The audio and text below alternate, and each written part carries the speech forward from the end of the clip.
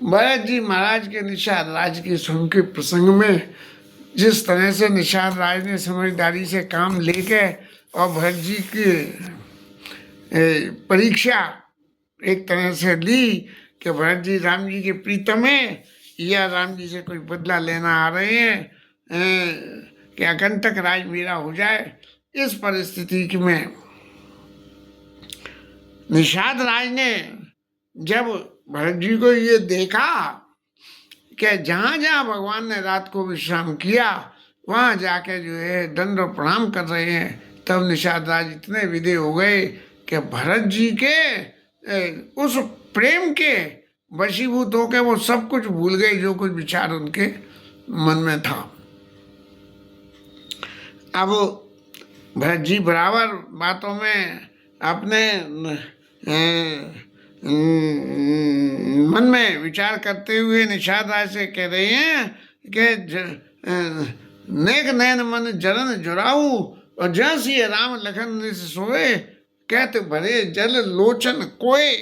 भरत जी महाराज की आंखों में बोले जरा उस जगह के तो दर्शन करा दो जहाँ पे रात को जो है राम जी ने विश्राम किया।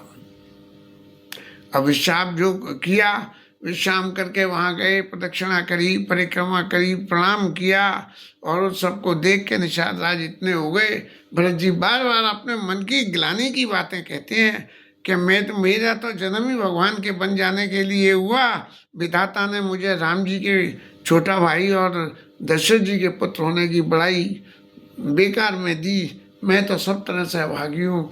जब इतनी बातें निषाद राज ने भरत जी के मन की सुनी, तब जो है भरत जी को उन्होंने वो असली कथा सुनाई कि जब रात को राम जी यहाँ विश्राम कर रहे थे तब बातों में क्या कह रहे थे, बोले तेरी रात पुण्य पुण्य करें प्रभु साधन सराहना रावरी, तुम्हारी जो है साधुता की, तुम्हारी समझदारी की, उसकी ही बड़ाई कर रहे थे। दूसरी कभी कोई यहाँ आने के बावजूद भी, कोई बन जाने के बावजूद भी तुम्हारे प्रति कोई ऐसी भावनात्मक बात भी नहीं कही जिससे ये लगे कि भरत जी का राम जी के प्रति स्नेह कम है या राम जी का भरत जी के प्रति स्नेह कम है। इसलिए निषाद राज कह रहे हैं कि जब सारी रात सोने की बजाय तुम्हारी सराहना करने में बीत गया तो महाराज अब आप तो विश्राम कर लो, आपको फिर कल आगे की यात्रा करनी है, आप अपने मन में बिल्कुल भी सोच मत लो, यह विचार चलिए करिए विश्राम, यह विचार धर आन मन। इस तरह से रात्रि भरत जी ने सिंसुपा के तीर पर बिताई है और उसके बाद बिताने के बाद जो है लोगों को सुबह सूचना मिली कि भरत जी यहाँ दर्शन करके आए हैं। तीर्थों में तो होता ही ऐसा है एक ग्रुप का ग्रुप तीर्थों में जाता है, कुछ इधर से दर्शन करना शुरू करते हैं, कुछ उधर से करते हैं, फिर अपनी अपनी भावनाओं, अपने अपने प्रेम स्नेह के वशीभूत एक दूसरे को बताते हैं, और फिर लोग वाग जाते आते हैं और दर्शन करते हैं।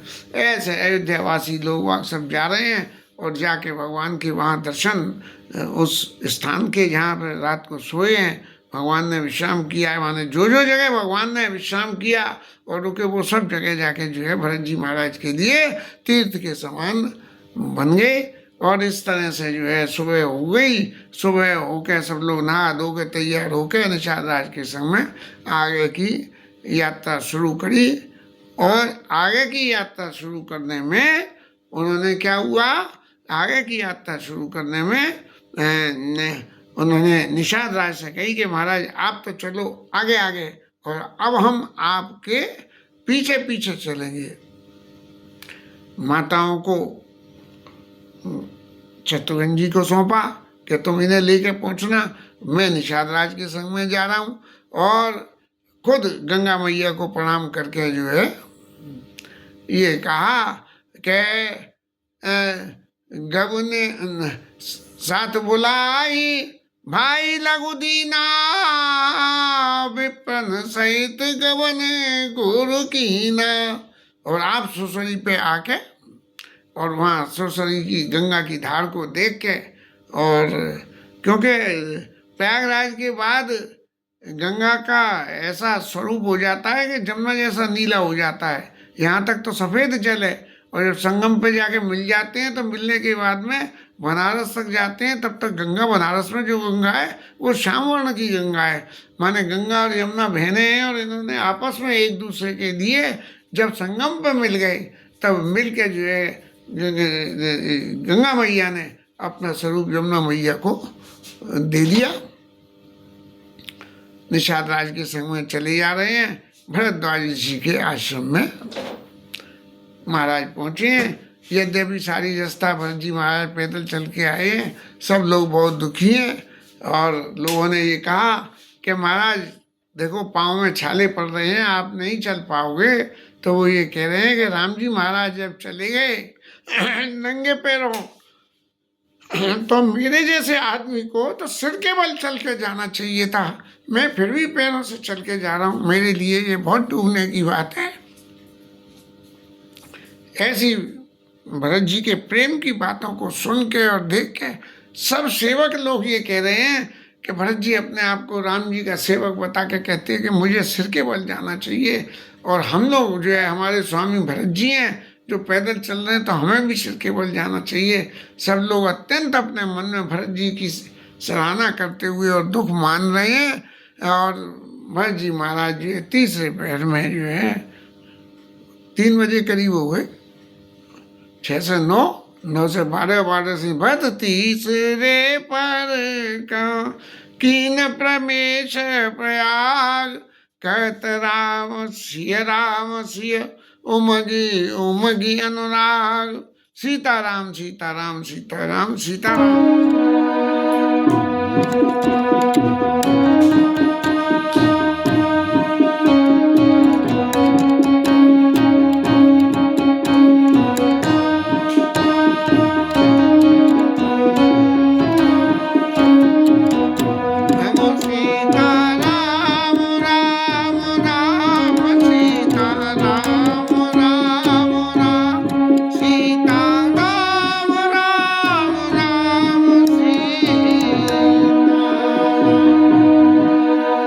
सीताराम करते हुए और प्रयाग में जो है प्रवेश किया है।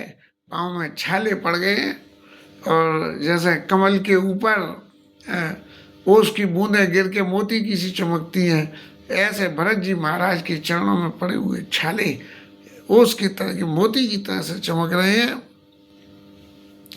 अब जो है भरत जी महाराज वहाँ गंगा के किनारे पे फिर आके संगम पे आके, और ऐसा भगवान के राम जी के वर्ण का देख के और गंगा मैया से ये मांग रहे हैं कि अरत न धर्म न काम रुचि, और गति न चाहूं निर्वाण, जन्म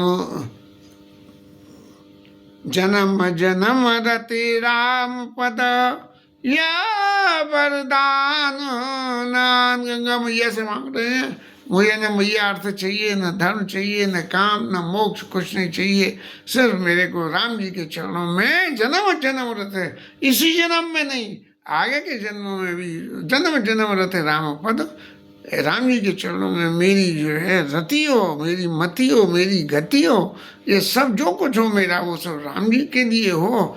तो जो है ये वरदान आप मेरे को दीजिए। और फिर एक विनय और करते हैं कि भले ही राम जी मुझे कितना भी कुटिल समझते हो, समझते नहीं है, सब कुछ मालूम है, लेकिन फिर भी जो है बचाने हो राम कुटिल कर मोही, लोग कहीं गुरु साहिब द्रोही। लोग वाग जो है मेरे को चाहे बुरा कहें भला कहें कि अपने स्वामी के संग में इन्होंने धोखा करा, लेकिन कितनी भी मेरे को बुराई दे दी जाए, लेकिन सीता राम शरण रति मोरे, अनुदिन बढ़ाऊं अनुग्रह तोरे, अनुदिन बढ़ाई अनुग्रह तोरे। सीताराम जी के चरणों में मेरा प्रेम हो और दिन रात बढ़ता रहे, ऐसा चाहे मुझे कितनी भी बुराई मिलती हो मिल जाए, ऐसी गंगा मैया से प्रार्थना करते हुए महाराज भरत जी चल रहे हैं। लेकिन भरत जी की इस गति को देख के देवता सब लोग धन्य धन्य कर रहे हैं। ऋषि मुनि जो भी देखता है वो भरत जी के आचरण को सराहना करता है और कहता है कि यदि भगवान के प्रति स्नेह प्रेम हो तो भरत जी जैसा हो। अब जितने वहाँ रहने प्रमुख तीर्थ प्रयागराज में जितने भी रहने वाले हैं, चाहे वो क्या कहते हैं बटु हों, ग्रही हों, उदासी हों और बेखानस हो, बेखानस शायद क्या बोलते हैं मध्यम वर्गीय 50 से 75 के बीच के लोग, ये सब जो है सब लोग आपस में मिल के और भरत जी की इस गति को देख के ये कहते हैं कि देखो भरत जी का स्नेह राम जी के प्रति बिल्कुल सच्चा है, इसमें किंचित भी संदेह नहीं है।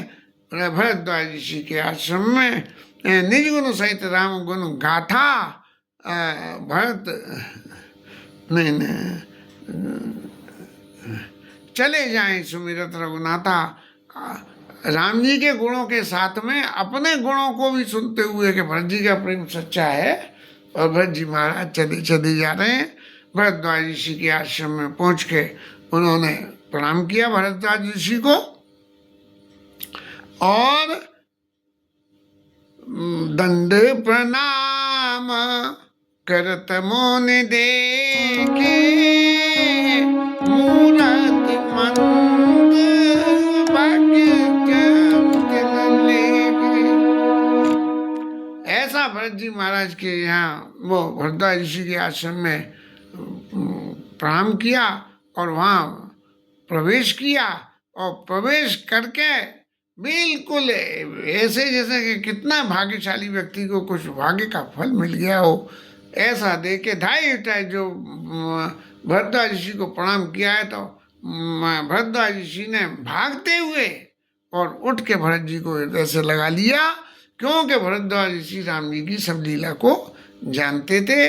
और भरत जी महाराज जो है भरद्वाज ऋषि के सामने सिर नवा के आसन पे ऐसे बैठे जैसे कोई आदमी कोई बड़ा पाप कर ले और फिर संकोच के मारे अपने से बड़ों के सामने जाए तो मुंह दिखाने काबिल न रहे तो अपने मुंह को नीचे की तरफ झुका ले। अब भरत जी महाराज मन में सोच रहे हैं कि महाराज भरद्वाज जी ये पूछे भरत जी से पूछेंगे कि महाराज आप वन में कैसे आए हो और क्यों आए हो, और आए तो पहले क्यों नहीं जगे राज के टाइम में।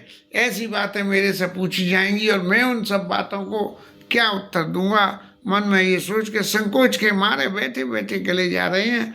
तब भरद्वाज ऋषि ने जब भरत जी की ये गति देखी तब उन्होंने अपनी तरफ से जस्टिफिकेशन देने को कहा कि सुनाऊं भरत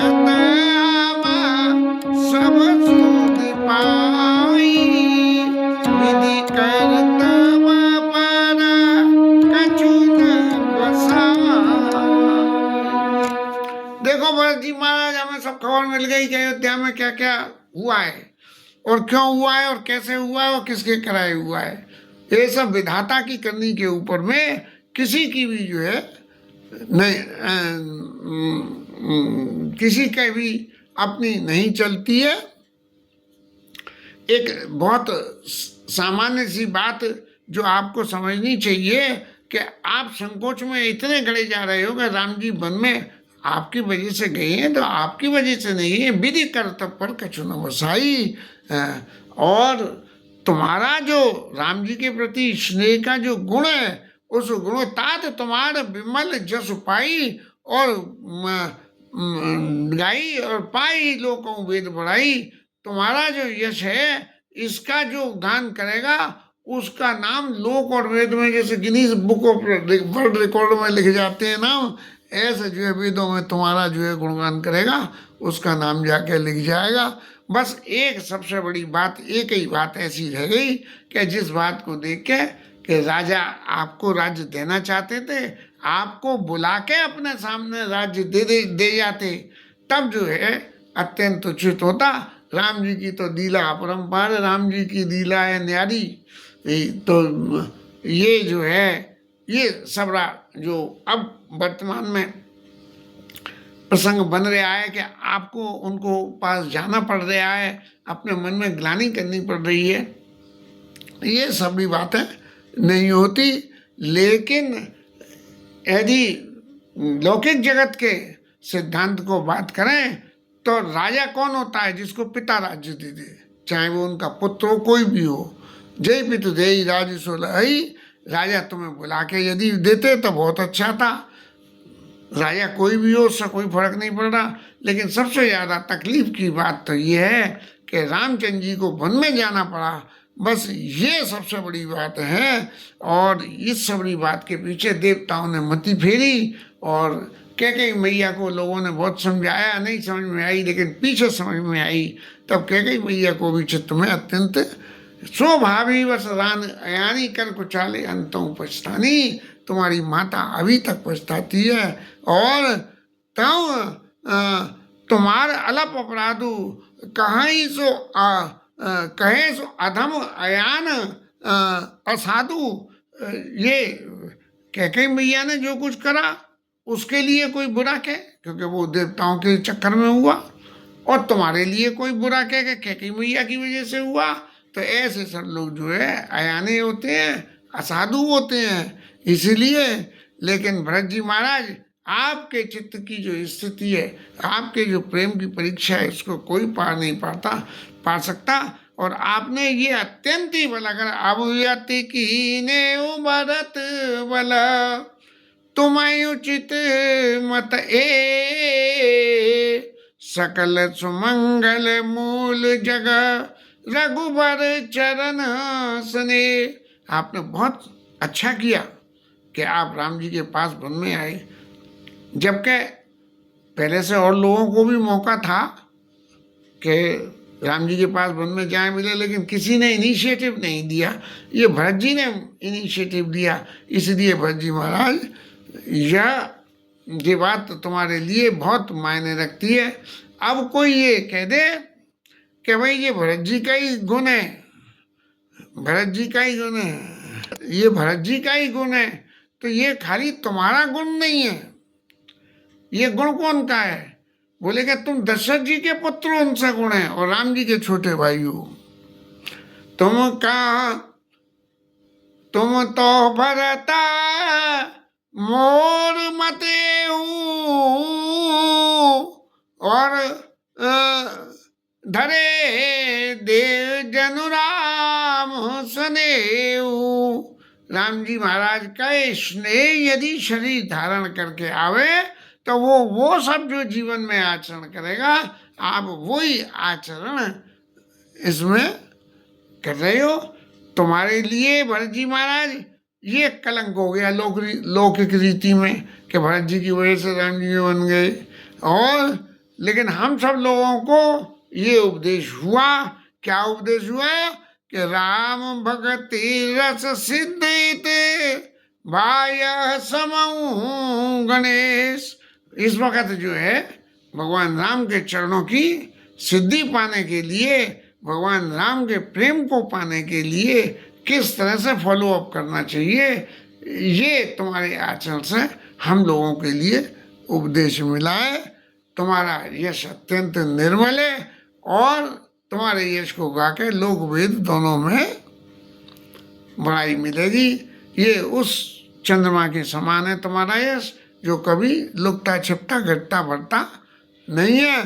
पूरे राम सप्रेम पीयूषा गुरु मान दोष नहीं दूषा, राम भगत अब अमीय अघाऊ कीने सुलभ सुधा वसदाऊ। राम जी के प्रेम रूपी अमृत को इस पृथ्वी पे कैसे प्रकट किया जाए, ये भरत जी महाराज आपके आचरण से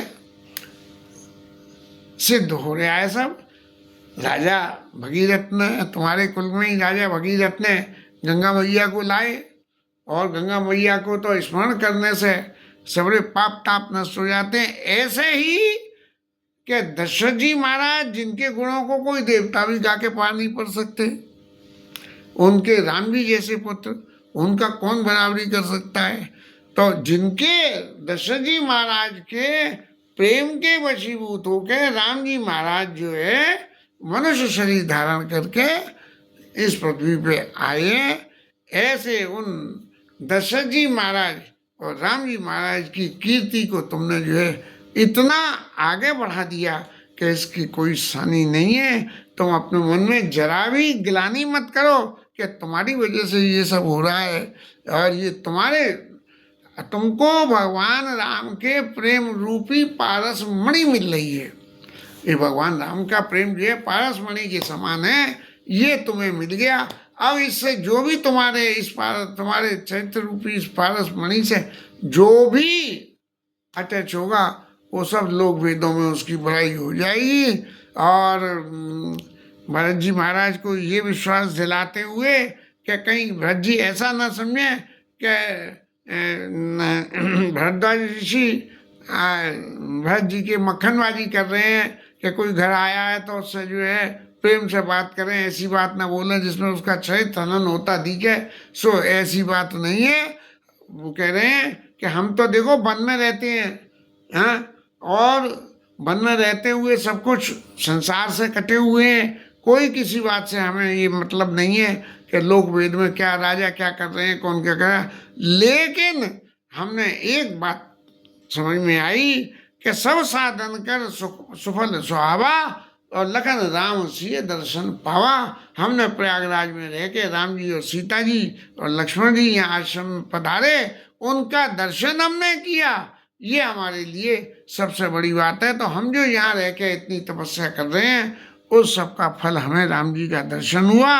और फिर जब राम जी का दर्शन हो गया तो तेई कर फल पुनि दर्श तुम्हारा सहित प्रयाग सुभाग हमारा।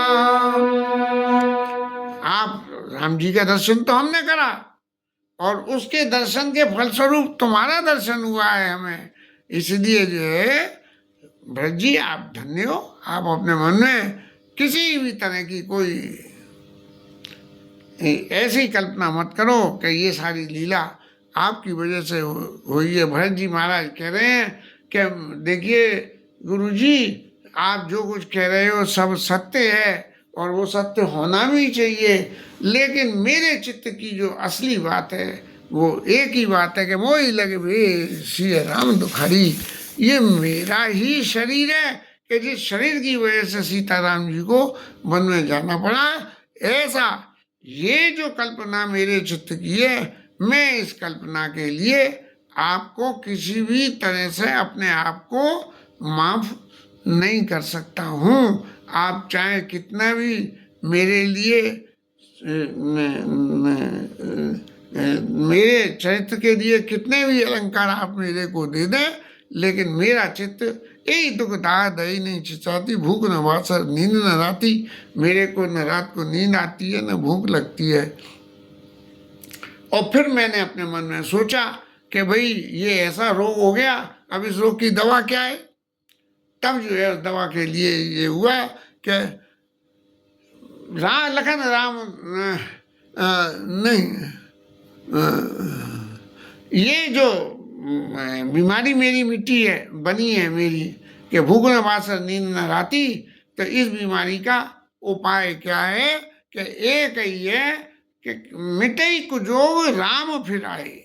राम जी अब लौट के वापस अयोध्या यदि आ जाएं तो ये सारी बीमारियां मिट के और ख़त्म हो जाएंगी, और कुछ भी अवध अयोध्या फिर दोबारा बस जाएगी। इसलिए जो है मेरे मन की तकलीफ सिर्फ इतनी है। और भरद्वाज ऋषि ये बात कह रहे हैं कि अपने मन में जरा भी आप इस बात की कल्पना चित्त मत संकोच मत करो कि ये सब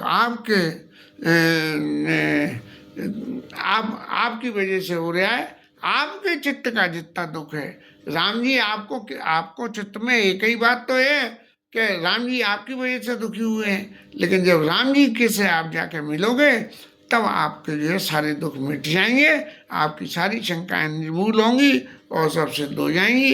इसलिए महाराज आप यहाँ रात्रि हो गई है, इस आश्रम में यहाँ वास करिए, और वास करने के उपरांत जो है आप फिर राम जी के पास जाइए, और राम जी के पास जाओगे तो सब आपका दुख मिट जाएगा।